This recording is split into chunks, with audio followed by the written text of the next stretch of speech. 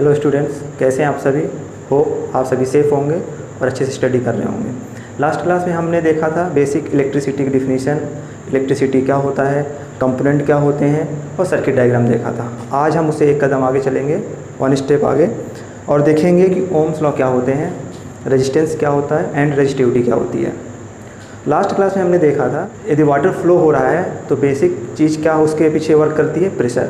Without pressure water can not flow, ये हमने देखा था। सिमिलरली इलेक्ट्रिसिटी के लिए क्या होना चाहिए, फ्लो होने के हेल्प करती है पोटेंशियल डिफरेंस, तो पोटेंशियल डिफरेंस होना चाहिए। और इसके बारे में हमें डिटेल स्टडी बताया था साइमन ओम ने। उन्होंने क्या बताया कि यदि किसी वायर की फिजिकल कंडीशन क्या हो सकती है, टेम्परेचर, यदि इसको कांस्टेंट रखें, और भी वो चीज़ें हो सकती हैं, यदि हम इसको कांस्टेंट रखें, constant in the sense change ना हो, तो जो हमारा करंट जो फ्लो होता है वायर में वो डायरेक्टली प्रोपोर्शनल होता है किसके, वोल्ट के। तो हम देखते हैं क्या बोल रहा हूँ मैं।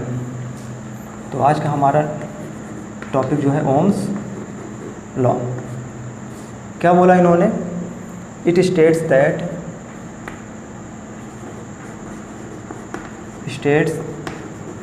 That if physical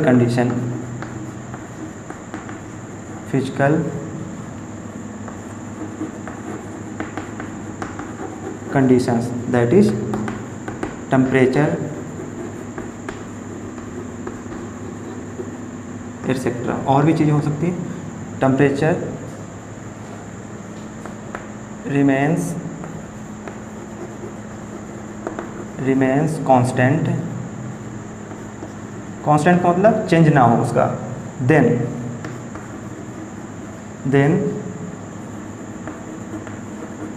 current flowing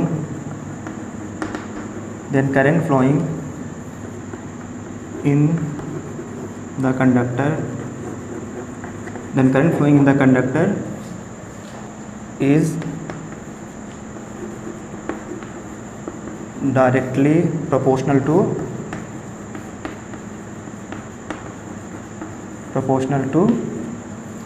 voltage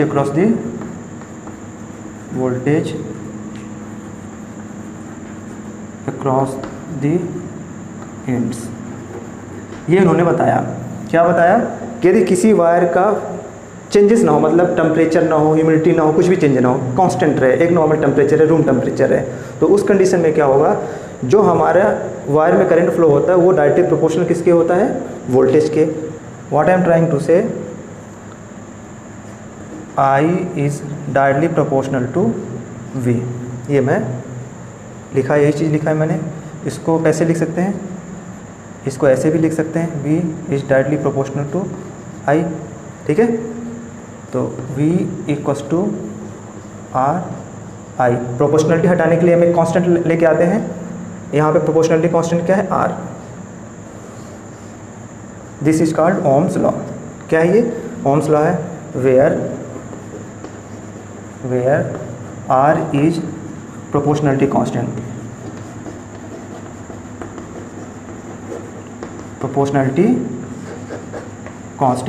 R क्या हमारा प्रोपोर्शनलिटी कांस्टेंट, और इसी R को हम क्या बोलते हैं, रेजिस्टेंस बोलते हैं। क्या बोलते हैं इसको, यही R हमारा क्या है, रेजिस्टेंस है। तो यहाँ से हमें क्या मिल गया, रेजिस्टेंस की वैल्यू मिल जाएगी। ये इन्होंने हमें बताया था ओम्स में, ठीक है। V इक्वल्स टू RI, इतना समझ में आप लोगों को। अब आगे देखेंगे, now V equals to RI, ठीक है। तो इसका जो ग्राफ होगा, graph between V and I, वो हमें देखना है, बहुत इंपॉर्टेंट ग्राफ है। इसका एक बेसिक डायग्राम ऐसा हो सकता है, दिस इज़ रेजिस्टेंस, ठीक है। ये टू टर्मिनल होगा इसके, इस पे करंट फ्लो हो रहा है I, और इस टर्मिनल से इस टर्मिनल के बीच का जो वोल्टेज है दैट इज़ V है। तो जो इसका ग्राफ बनता है वो बनता है straight line passing through origin,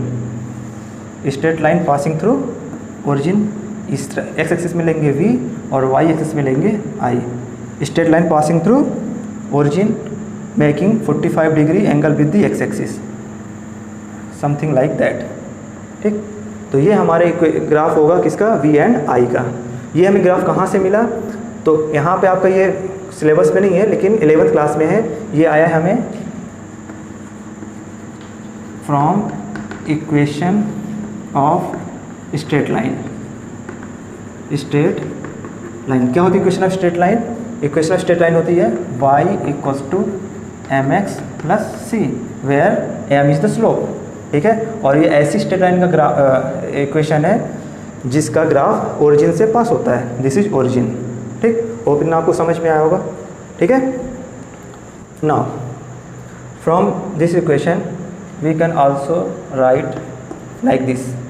यहाँ से यदि r की वैल्यू हम निकालेंगे तो r = क्या आ जाएगा? v/i। तो ये हमारी किसकी वैल्यू हो गई? रेजिस्टेंस की। किसकी वैल्यू हो गई हमारी? रेजिस्टेंस की। तो रेजिस्टेंस को कैसे डिफाइन करेंगे? तो resistance is defined as resistance is defined as the ratio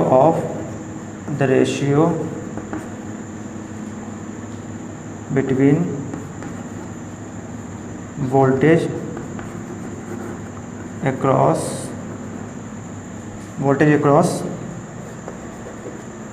the ends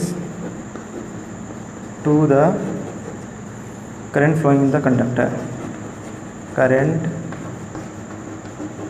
flowing in the conductor. क्या मतलब इसका? क्या मैं बोल रहा हूँ? रेजिस्टेंस इक्वल टू क्या होता है? यहीं से लिख सकते हैं इसको वर्ड में। रेजिस्टेंस इक्वल टू क्या होता है? Voltage upon current. Voltage upon current. ठीक है, अब हमें यहाँ से एक चीज़ हमेशा ध्यान रखनी है। जो रेजिस्टेंस की वैल्यू होती है, वो ऑलवेज 3 कंपोनेंट पर डिपेंड करती है। हमें ये हमेशा याद रखना है। ये आगे हम प्रूव करके भी देखेंगे। 3 वैल्यूज पे डिपेंड करती है। एक तो साइज, सेकंड है nature of conductor and last one is temperature. ठीक है, तो रेजिस्टेंस की वैल्यू जो होती है वो हमारे इस 3 पे डिपेंड करती है। साइज पे डिपेंड करेगी, नेचर ऑफ कंडक्टर पे डिपेंड करेगी and last one is temperature पे भी डिपेंड करता है। यानी साइज चेंज होगा तो रेजिस्टेंस की वैल्यू चेंज होगी। कैसे चेंज होगी वही हम देखते हैं। यदि नेचर इन द सेंस मतलब किस मटेरियल से बना है, कैसे मटेरियल से बना है, उस पर भी रेजिस्टेंस की वैल्यू डिपेंड करेगी एंड टेम्परेचर पे भी डिपेंड करेगी। यानी यदि आपने बहुत गर्म टेम्परेचर मान लीजिए तो इससे क्या होगा? इसकी वैल्यू चेंज हो सकती है। बहुत ज़्यादा यदि ठंड है वहाँ पर रेजिस्टेंस की वैल्यू चेंज हो सकती है। ठीक है, now SI unit of resistance. SI unit of resistance क्या होगी? SI यूनिट तो वोल्ट की यूनिट होती है वोल्ट अपॉन करंट की होती एम्पियर। ठीक है, तो क्या वोल्ट अपॉन एम्पियर क्या होता है? इसको बोलते हैं, यही हमारा कहलाता है ओम, OHM। और इसका ओम का सिंबल जो होता है दैट इज इस। ठीक है, तो SI यूनिट क्या होगी इसकी? ओम। ओम का मतलब सिंबल इस तरह सिंपल, या फिर वोल्ट अपॉन एम्पियर भी लिखा हुआ है तो ये भी क्या है? SI यूनिट ही है। तो ये हमें याद रखना है। यहाँ से अब ओम कैसे डिफाइन करेंगे? तो रेजिस्टेंस ऑफ वायर कैसे ओम की वैल्यू आएगी? ओम की वैल्यू आएगी यदि वोल्ट हमारा 1 वोल्ट हो जाए और एम्पियर करंट कितना हो जाए? 1 एम्पियर हो जाए। यही हमारी डिफिनेशन किसकी होगी? 1 ओम की। ठीक है, 1 ओम मतलब resistance of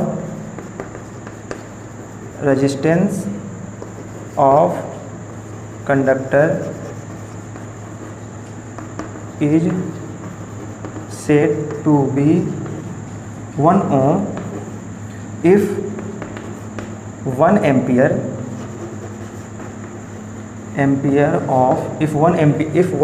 of current flowing in a conductor having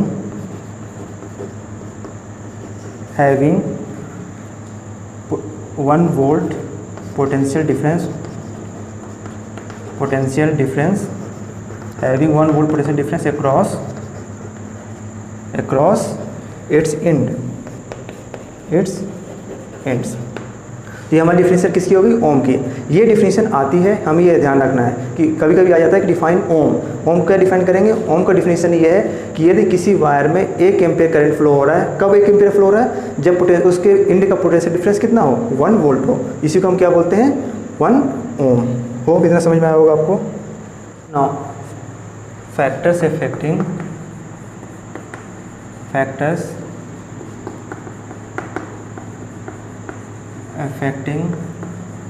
the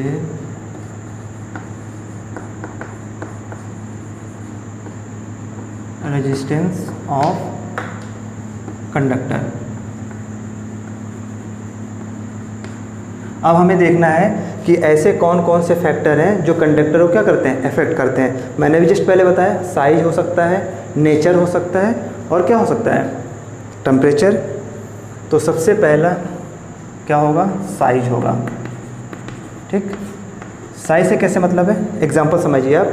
मान लीजिए मेरे पास एक वायर है, इतने लेंथ का वायर है, और इसकी कुछ रेजिस्टेंस है, सपोज करिए 5 ओम रेजिस्टेंस है इसका। ठीक है, सिमिलरली इसी इतने रेजिस्टेंस का एक और मैंने वायर ले लिया, मतलब मैंने इसको लेंथ इतना बढ़ा दिया, 5 रेजिस्टेंस का ही ले लिया। मतलब जैसे जैसे 5 कितना हो गया? 10 ओम हो गया। मतलब जैसे जैसे रेजिस्टेंस बढ़ेगा, जैसे जैसे लेंथ बढ़ेगी, रेजिस्टेंस भी क्या होगा? बढ़ेगा। मतलब किसी भी वायर का रेजिस्टेंस डिपेंड करता है उसके लेंथ पे। क्या मैं बोल रहा हूँ? The resistance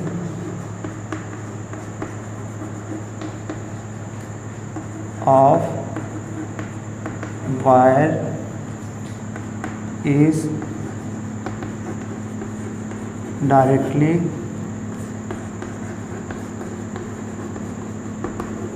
proportional to the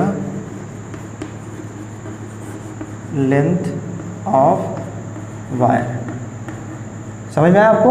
मतलब यदि वायर की लेंथ इतनी है तो 5 ओम मान लीजिए है, और यदि थोड़ा सा बढ़ा किया, सपोज कि वो भी 5 ओम का है, तो 5 5 10 ओम हो गया। मतलब लेंथ बढ़ी तो रेजिस्टेंस भी बढ़ गया। वही मैं लिख रहा हूँ यहाँ पे। क्या मतलब इसका?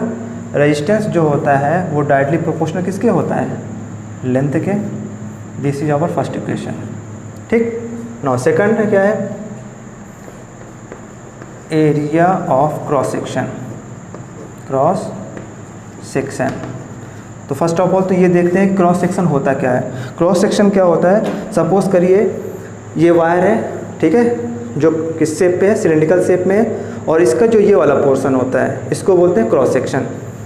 यदि वायर का क्रॉस सेक्शन, यदि मान लीजिए एक वायर है हमारा, यही वायर है, और इसके यदि हम क्रॉस सेक्शन क्या करते हैं? हाफ कर दें या फिर बढ़ा दें, तो उसके रिस्पेक्ट पे ही रेजिस्टेंस क्या होता है? चेंज होता है। यदि हम इसका क्या क्रॉस सेक्शन बढ़ाएंगे तो रेजिस्टेंस क्या हो जाएगा? कम होता है हमेशा, और यदि कम करेंगे तो रेजिस्टेंस क्या होता है? बढ़ता है। कहने का मतलब क्या है? The resistance of wire is inversely proportional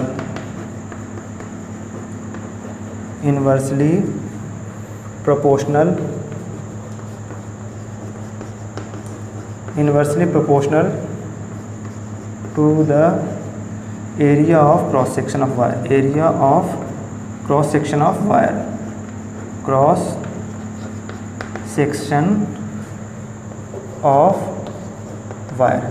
इतना आपको ध्यान रखना है। क्या मतलब इसका? क्रॉस इनवर्सली प्रोपोर्शनल मतलब होता है 1/, यानी R is inversely proportional to the area of cross section. This is our second equation. ठीक है, इन दोनों इक्वेशन को क्या करेंगे? इक्वेट करेंगे। जब इन दोनों इक्वेशन को क्या करेंगे? इक्वेट करेंगे, तो यहाँ से हमें जो वैल्यू मिलेगी वो मिलेगी हमें रेजिस्टिविटी की। क्या होगा यहाँ से? R is directly proportional to L and R is inversely proportional upon A। Therefore from equation first and second we get, क्या मिलेगा हमें यहाँ से? R is proportional to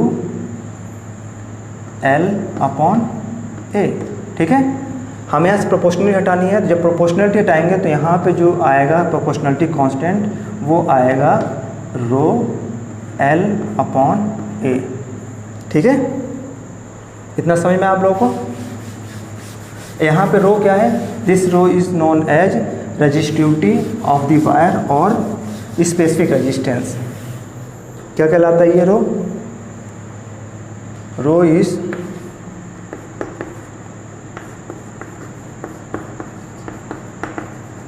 proportionality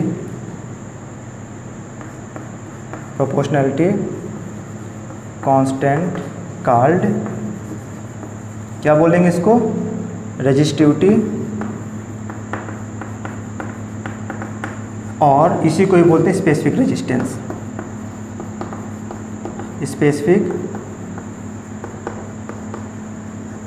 specific resistance बोलते हैं। ठीक है, क्या है ये हमारा, रेजिस्टिविटी और स्पेसिफिक रेजिस्टेंस। ये फार्मूला हमें याद रखना है, काफ़ी इंपॉर्टेंट फार्मूला है जो हमें न्यूमेरिकल में सॉल्व करने में हेल्प करेगा।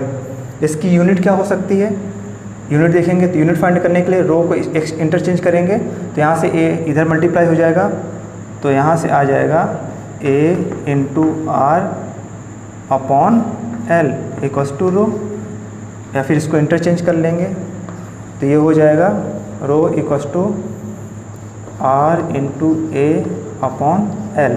ठीक है, रेजिस्टेंस की यूनिट होती है SI unit ohm. This is area, area की एसआई यूनिट होती है मीटर, तो मीटर स्क्वायर हो जाएगा एरिया, और लेंथ की यूनिट होती है मीटर, तो मीटर हो गया। ठीक है, तो यहाँ से 1 मीटर यहाँ से कैंसिल हो जाएगा, तो क्या आएगा यहाँ पे, ohm metre. This is the SI unit of resistivity. क्या है ये हमारी एसआई यूनिट ऑफ रेजिस्टिविटी है। Similarly if the value of, यहाँ से देखेंगे यदि ए की वैल्यू क्या कर दें हम, इफ़ फार्मूला क्या है हमारा, rho equals to R into A upon L.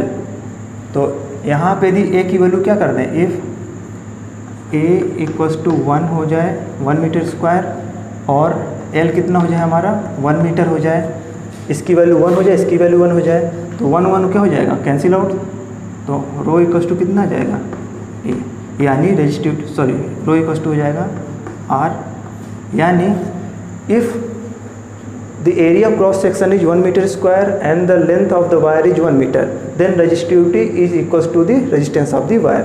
ये इसका लिटरल मीनिंग हुआ। होप इतना समझ में आ गया होगा आपको। नेक्स्ट है हमारा है टेम्परेचर कोएफिशिएंट ऑफ, हमने ये भी बात की थी टेम्परेचर पे भी डिपेंड करता है, तो टेम्परेचर कोएफिशिएंट ऑफ रेजिस्टिविटी,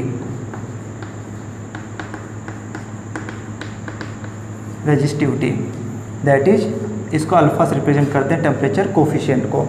क्या मतलब है कि हमें ये देखना है कि रेजिस्टिविटी टेम्परेचर पे कैसे डिपेंड करती है। सपोज करिए इफ़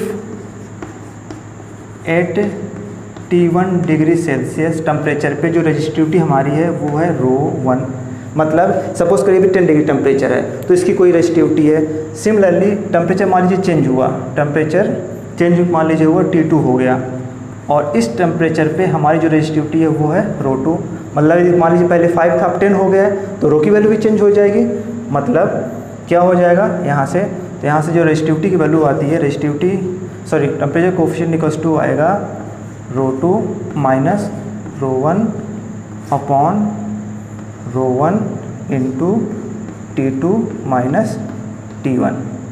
क्या मतलब है, मतलब ये है कि जो हमारा टेम्परेचर कोएफिशिएंट होगा वो होगा हमारा change in resistivity upon original resistivity into rise in temperature. ये टेम्परेचर का राइज है, या फिर इसको क्या बोल सकते हैं, टेम्परेचर चेंज।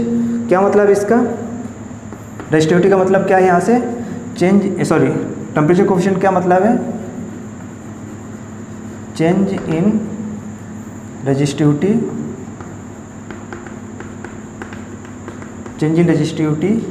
अपॉन, ये क्या है हमारा ओरिजिनल है हमारा, मतलब रो 1 होता है क्या है original resistivity into change in temperature that is rise in temperature, अपन ये भी बोल सकते हैं हम। ठीक है, तो रेजिस्टिविटी की वैल्यू होती है, आपको याद रखना है फार्मूला। ठीक है, rho two minus rho one upon rho one into T2 minus T1, that is resistivity और alpha is temperature coefficient. Now इसी को थोड़ा सा और एलोबरेट करें, एक्सपेंड करें, तो यहाँ से हमें एक और वैल्यू मिल जाएगी। क्या मिलेगी यहाँ से? सपोज कि इसको क्रॉस मल्टीप्लाई कर दें हम, तो क्या हो जाएगा यहाँ से? Alpha rho one into T2 minus T1 ये आएगा, इक्वस टू क्या आ जाएगा यहाँ से हमें? रो two minus rho one.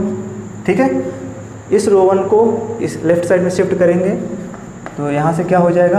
Alpha rho one T2 minus T1 equals plus rho one equals to rho two. इतना समझ में आप लोग को?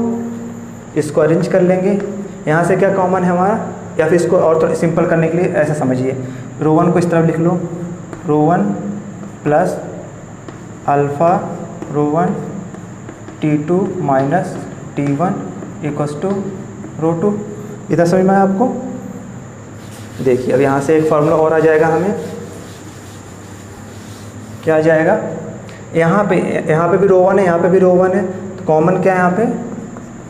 रो वन इज कॉमन, तो यहाँ पे क्या आएगा? वन प्लस अल्फ़ा, ये अल्फ़ा यहाँ से बचा, T2 माइनस T1। समझ में आया इतना? यहाँ से अल्फ़ा कॉमन ले लिए, तो यहाँ पे वन बचा, यहाँ पे अल्फ़ा बचा, और T2 minus T1 equals to rho two. ना जस्ट अभी हम थोड़ी देर हम लोगों ने पढ़ा है, क्या पढ़ा हमने? कि यदि R इक्वस टू रो भी पढ़ा हमने अभी जस्ट थोड़ी देर पहले। कब पढ़ा है? जब हमें एरिया 1 मीटर स्क्वायर हो जाए एंड लेंथ क्या हो जाए? 1 मीटर हो जाए। उस कंडीशन में हमारा जो रेजिस्टेंस होता है रेजिस्टिविटी इक्वल होता है। सिमिलर यहाँ पुट कर देंगे हम लोग, तो if R equals to rho है, देन क्या हो जाएगा यहाँ पे? R1 into 1 plus alpha T2 minus T1 equals to R2। ठीक है, तो this is resistance of a wire in terms of temperature. जैसे टेम्परेचर हमें दिया है और रेजिस्टेंस फाइंड करना है, तो इस कंडीशन इस फॉर्मूले को यूज़ करके हम फाइंड कर लेंगे। ठीक है, यानी ये भी फॉर्मूला हमें कहाँ से आया है? Temperature coefficient of the resistivity से आया है। तो हमें ये याद रखना है। यदि आप लोगों को कुछ डाउट लग रहा है तो सबसे पहले आप क्या करें? लास्ट वाली क्लासेस को देख लें, उससे क्या होगा? आपको थोड़ा सा और क्लियर हो जाएगा कि एक्चुअली चल क्या रहा है। और यदि आपको कुछ भी डाउट लग रहे हैं, कुछ भी ऐसे समझ में नहीं आ रहा, तो आप क्या करें? कोई भी क्वेश्चन कमेंट बॉक्स में डाल दें, मैं उसका रिप्लाई दे दूँगा। ठीक है।